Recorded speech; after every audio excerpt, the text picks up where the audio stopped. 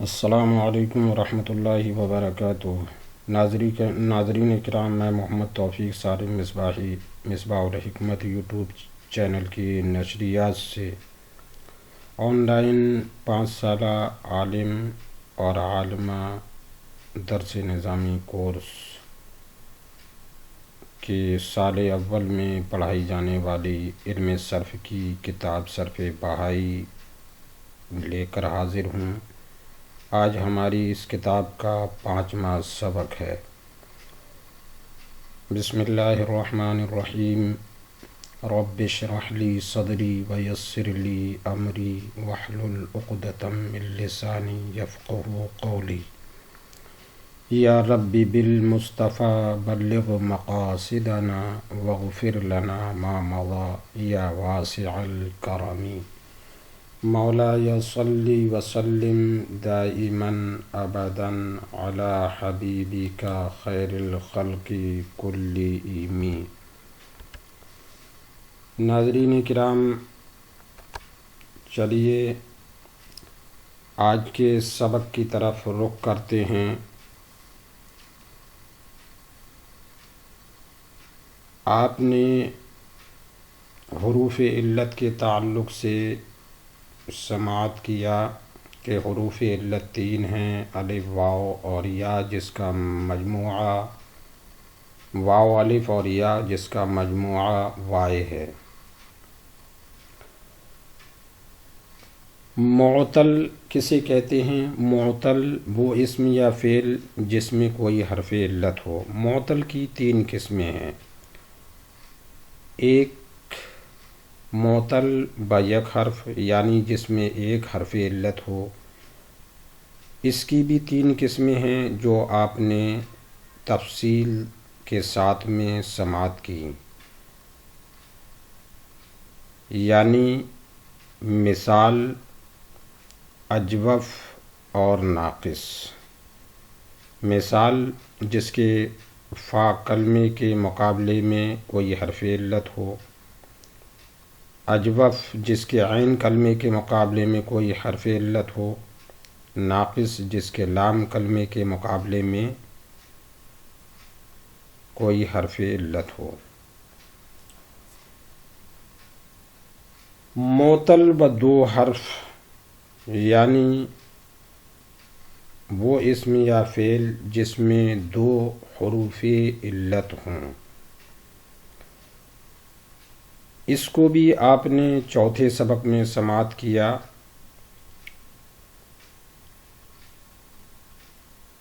لفیف کے ضمن میں معطل و 2 حرف کی 2 قسمیں ہیں، لفیف مفروق اور لفیف مقرون۔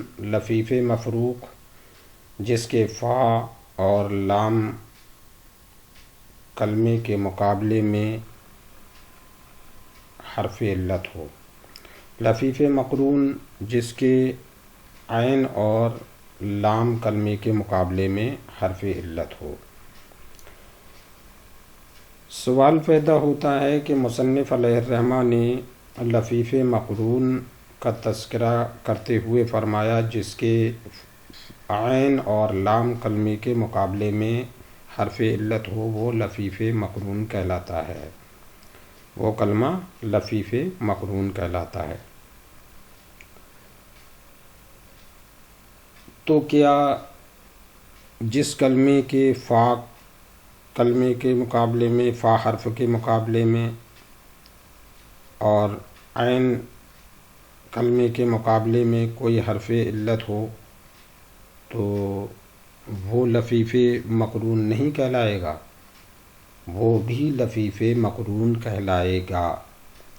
مصنف علیہ الرحمہ نے اس کا تذکرہ نہ کیا، اس وجہ سے کہ اس کا استعمال کم ہوتا ہے۔ قلیل الاستعمال ہونے کی وجہ سے اس کو مصنف علیہ الرحمہ نے ترک کر دیا، اور لفیف مقرون کے ضمن میں بتایا کہ جس کے عین اور لام کلمے کے مقابلے میں حرف علت ہو۔ تو جس کے عین اور لام حرف کے مقابلے میں کوئی حرف علت ہو تو وہ لفیف مقرون کہلاتا ہے۔ یہ کثیر الاستعمال ہے، لہٰذا کثیر الاستعمال یعنی اس کا استعمال زیادہ ہوتا ہے لفیف مقرون کا۔ اس لفیف مقرون کا زیادہ استعمال ہوتا ہے، کثیر الاستعمال ہوتا ہے، تو کثیر الاستعمال ہونے کی بنیاد پر مصنف علیہ الرحمہ نے اس کو بیان کیا۔ اب معطل بسے حرف، جو معطل کی تیسری قسم ہے، یعنی وہ اسم اور فعل جس کے فا، عین اور لام حروف کے مقابلے میں حروف علت ہو، اس کو معطل قلبی کہتے ہیں۔ اس کا استعمال بھی کم ہے، لہٰذا قلیل الاستعمال ہونے کی وجہ سے اس کو بھی مصنف علیہ الرحمہ نے بیان نہیں کیا۔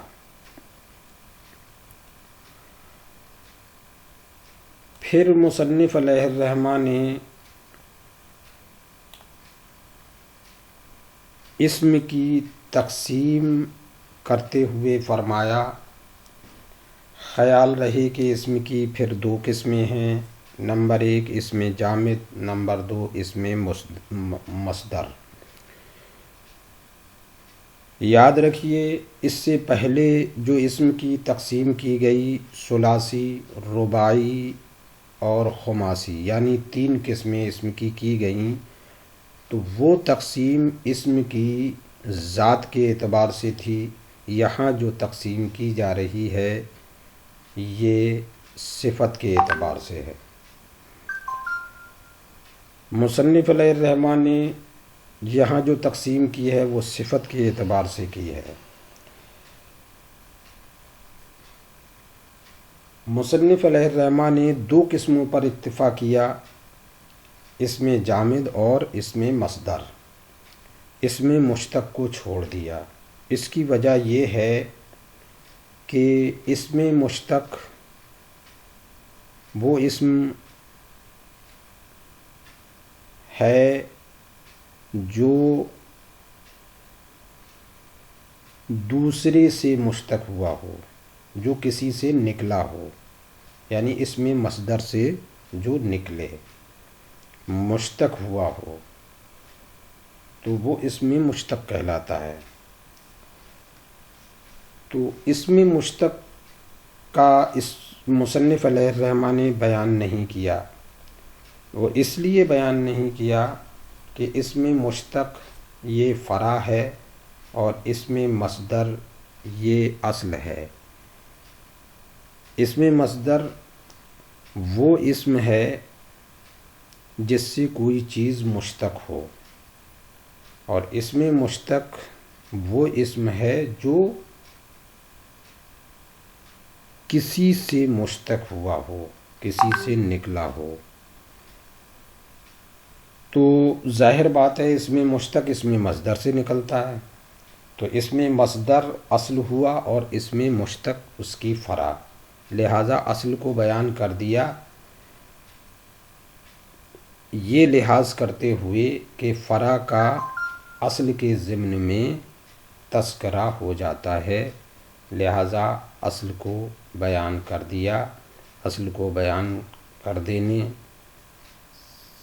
کی وجہ سے فرع کو بیان کرنا مناسب نہ سمجھا، ضمناً اس کا بھی یہاں اسم مصدر میں بیان ہو گیا۔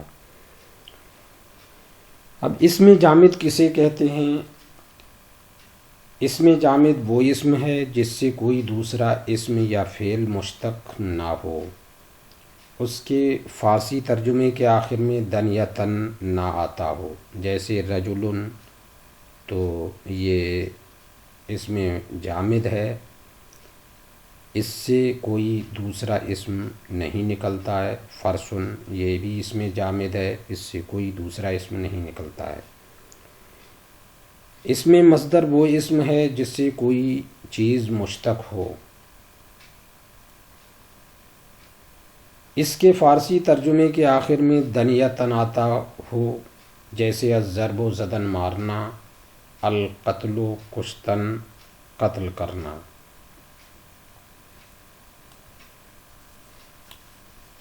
اب آگے مصنف علیہ الرحمہ نے ثلاثی مجرد کے مصدر کے مشہور اوزان کو بیان کیا۔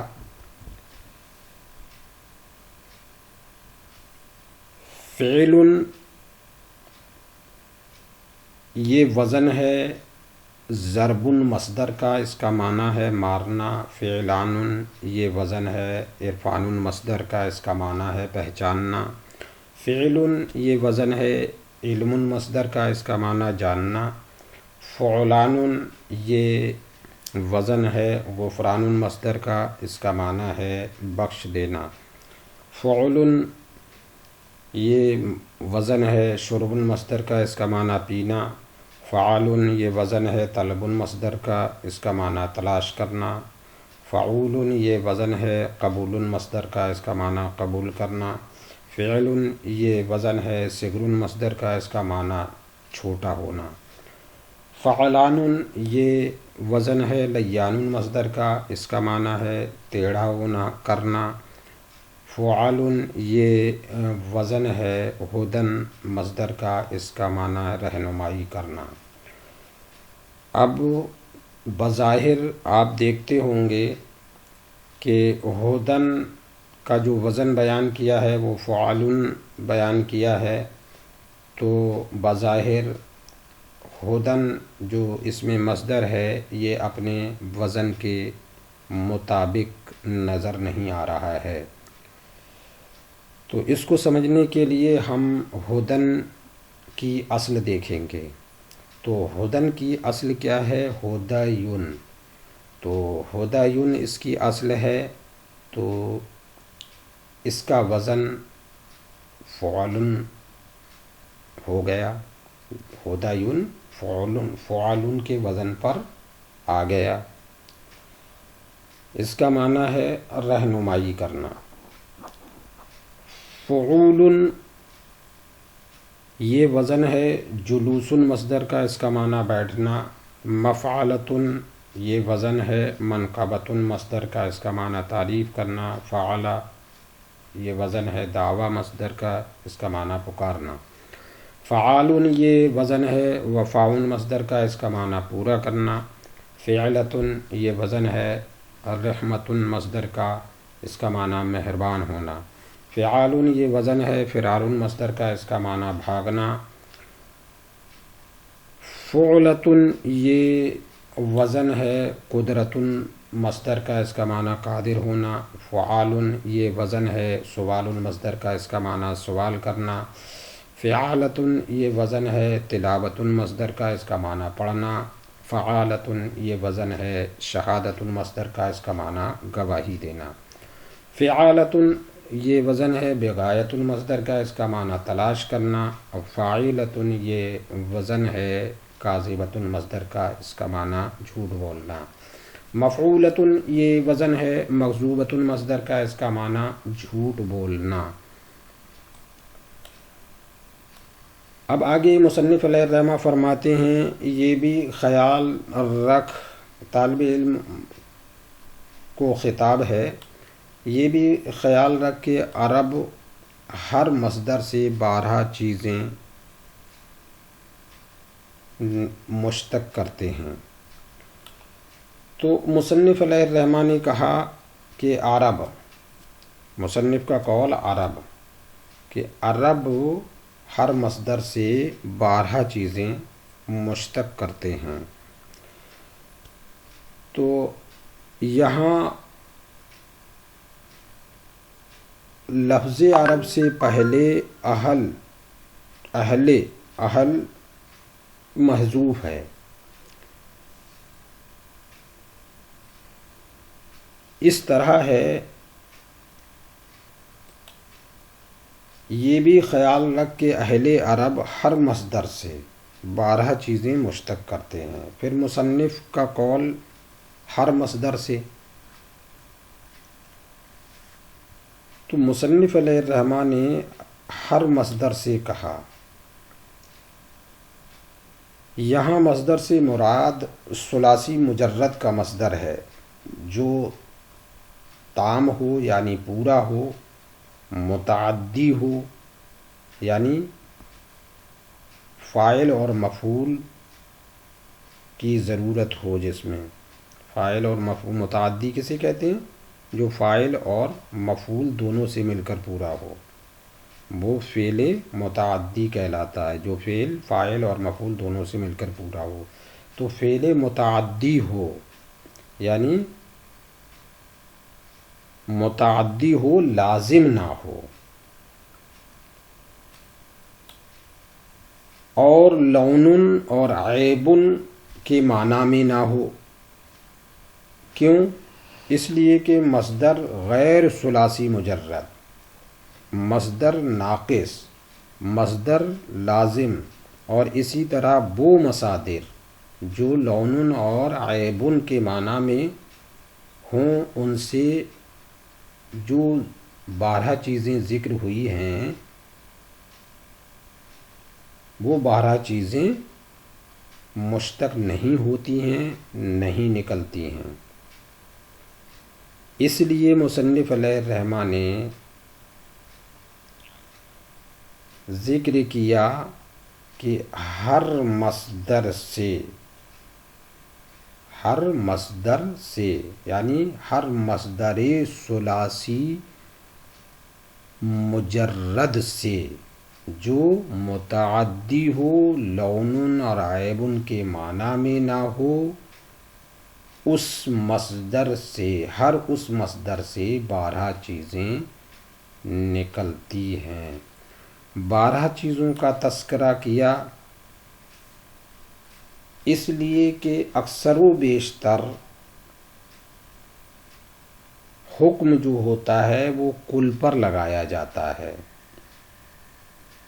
جیسے کہا جاتا ہے للاکثری حکم الکل، یعنی اکثریت جو ہوتی ہے وہ کل کی منزل میں ہوتی ہے، کل کے حکم میں ہوتی ہے، لہذا اکثریت کا اعتبار کرتے ہوئے مصنف علیہ الرحمہ نے فرمایا ہر مصدر سے 12 چیزیں مشتق ہوتی ہیں، یعنی اہل عرب ہر مصدر سے 12 چیزیں مشتق کرتے ہیں۔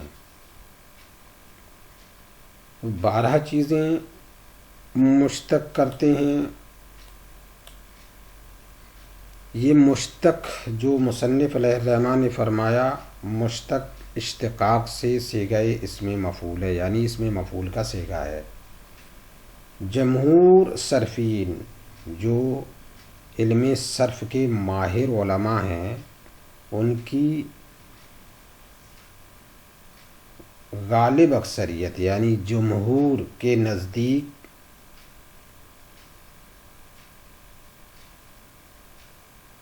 اسم مفعول ہے یہ، اور جمہور صرفیوں کے نزدیک اشتقاق کہتے ہیں، اسم مفعول ہے یہ، اس میں مشتق کرتے ہیں۔ جو مصنف نے فرمایا ہے مشتق اشتقاق سے صیغہ اسم مفعول ہے، اور جمہور صرفیوں کے نزدیک اشتقاق کہتے ہیں۔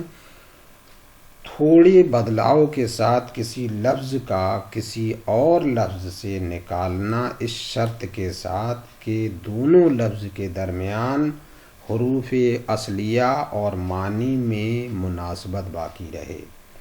جس لفظ سے نکالا جائے اسے مشتق منہ یا ماخذ کہتے ہیں، اور جس کو نکالا جائے اسے مشتق کہتے ہیں۔ اب 12 چیزیں مشتق کرتے ہیں، وہ 12 چیزیں ہیں کیا؟ نمبر 1 ماضی، نمبر 2 مظاہرہ، نمبر 3 اسم فاعل، نمبر 4 اسم مفعول، نمبر 5 جہد، نمبر 6 نفی، نمبر 7 امر، نمبر 8 نہیں، نمبر 9 اسم زمان، نمبر 10 اسم مکان، نمبر 11 اسم اعلیٰ، نمبر 12 اسم تفضیل۔ اب ہر ایک کی تعریف اور تفصیل بیان کی جاتی ہے۔ سب سے پہلے مصنف علیہ الرحمہ نے مشتق میں ماضی کا تذکرہ کیا۔ ماضی کہتے کسے ہیں؟ فعل ماضی کیا ہے؟ ماضی کہتے ہیں گزرے ہوئے زمانے میں واقع ہونے والے فعل کو۔ ماضی گزرے ہوئے زمانے میں واقع ہونے والے فعل کا نام ہے، یعنی جو فعل گزرے ہوئے زمانے میں صادر ہو اس کو ماضی کہتے ہیں۔ جیسے ضربا، اس نے مارا، تو اس نے مارا کب مارا؟ یعنی گزرے ہوئے زمانے میں، اس لیے کہا جا رہا ہے اس نے مارا۔ مظاہرہ موجودہ یا آنے والے زمانے میں واقع ہونے والے فعل کا نام ہے، یعنی جو زمانہ موجودہ جو اس وقت چل رہا ہے اس زمانے میں جو فعل واقع ہوگا وہ مظاہرہ کہلائے گا، یا آنے والے زمانے میں آنے والے وقت میں جو فعل صادر ہوگا وہ مظاہرہ کہلائے گا۔ مظاہرے کے اندر دو زمانے پائے جاتے ہیں، ایک حال اور دوسرا استقبال یعنی مستقبل۔ جیسے یضرب، وہ مارتا ہے یا مارے گا، تو مارتا ہے تو مارنے والے کے مار کا کام موجودہ زمانے میں پایا جا رہا ہے تو معنی ہوگا وہ مارتا ہے۔ وہ مارے گا تو مارنے والے کا کام آنے والے زمانے میں پایا جا رہا ہے، یہ مستقبل کہلائے گا۔ تو مظاہرے میں دو زمانے پائے جاتے ہیں، حال اور مستقبل۔ تیسری قسم مشتق کی اسم فاعل ہے۔ اسم فاعل کسے کہتے ہیں؟ اسم فاعل وہ اسم ہے، اسم فاعل کام کرنے والے کا نام ہے، یعنی جو کام کرنے والا ہے اسے اسم فاعل کہتے ہیں۔ جیسے ضارب، مارنے والا۔ نمبر 4 مشتق کی چوتھی قسم اسم مفعول ہے۔ اسم مفعول وہ اسم ہے جس پر کام کیا جائے، جس پر فاعل کا فعل واقع ہو، جس پر کام پورا ہو۔ جیسے مضروب، مارا ہوا۔ جیسے کہیں ضرب زید عمرا، تو ضرب فعل، زید فاعل، ضرب زید عمرا، زید نے عمرو کو مارا، تو ضرب فعل، زید فاعل اور عمرا مفعول۔ مضروب یہ اسم مفعول ہے، تو اسم مضروب کون ہوا؟ عمرن۔ عمرن اسم مفعول ہے جو مضروب ہوا یعنی پٹا ہوا۔ زید کی مار سے، زید کی مار عمرو پر پڑ رہی تو زید کی مار سے پٹا ہوا عمرو ہے۔ تو اسم مفعول وہ اسم ہے جس پر کام کیا جائے اس کا نام ہے، اسم مفعول جس پر کام کیا جائے اس کا نام ہے۔ جیسے مضروب۔ اسم مشتق کی 5ویں قسم جہد ہے۔ انکار، انکار ماضی کو کہتے ہیں، یعنی ماضی کے انکار کو کہتے ہیں جہد۔ جیسے لم یضرب، اس نے نہیں مارا، تو لم فعل مضارع پر داخل ہوا اس نے فعل مضارع کو ماضی کے معنی میں کر دیا. تو جہد کہتے ہیں انکار ماضی کو، ماضی کے انکار کو جہد کہتے ہیں. جیسے لم یضرب، اس نے نہیں مارا. نفی چھٹی قسم مشتق کی نفی ہے، فعل نفی. انکار مستقبل کو کہتے ہیں، یعنی مستقبل کے آنے والے زمانے کے انکار کو کہتے ہیں. جیسے لا یضرب، وہ نہیں مارے گا. امر ساتویں قسم مشتق کی ہے، کسی کام کا حکم دینا. جیسے اضرب، تو مار. آٹھویں قسم مشتق کی نہیں ہے، جیسے لا تضرب، تو مت مار. کسی کام سے روکنا. نہیں کسے کہتے ہیں؟ نہیں کہتے ہیں کسی کام سے روکنا. جیسے لا تضرب. نمی قسم مشتق کی اسم زمان ہے. اسم زمان کام کرنے کے زمانے کا نام ہے. جیسے مضربن.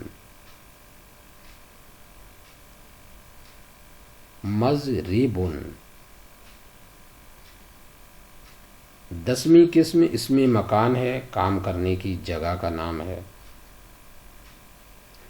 تو مضربن کا معنی ہوا مارنے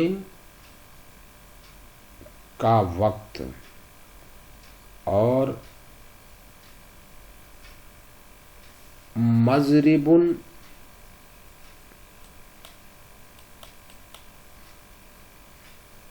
اسم مکان، اس کا معنی ہوا مارنے کی جگہ. 11ویں قسم مشتق کی اسم آلہ ہے. اسم آلہ جس چیز کے ساتھ کام کیا جائے اس کا نام ہے. جس چیز کے ساتھ کام کیا جائے اس کا نام اسم آلہ ہے. جیسے مضربن، مارنے کا آلہ، مارنے کا اوزار. 12ویں قسم اسم تفضیل ہے، زیادہ کام کرنے والے کا نام ہے. جیسے اضرب، زیادہ مارنے والا. اختصار کے ساتھ نوٹ کے طور پر مصنف نے فرمایا، اختصار کے ساتھ 12 اقسام کی مثالیں ذکر کر دی گئیں تاکہ طلباء کے لیے یاد کرنا آسان رہے. یہاں تک آج کا ہمارا 5واں سبق پورا ہوتا ہے. انشاءاللہ تبارک و تعالی 6 سبق کو لے کر پھر آپ حضرات کے سامنے یہ ناچیز انشاءاللہ تبارک و تعالی حاضر ہوگا. تب تک کے لیے اجازت دیجیے. السلام علیکم ورحمۃ اللہ وبرکاتہ.